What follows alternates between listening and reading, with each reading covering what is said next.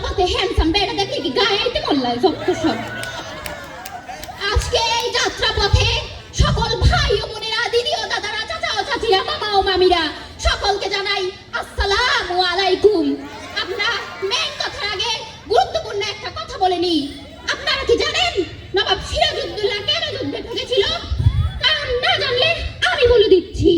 কারণ নবাব সিরাজউদ্দৌলার যুদ্ধ হয়েছিল ইস্ট ইন্ডিয়া কোম্পানির মালিক মিস্টার ইস্ট ইন্ডিয়ার সাথে।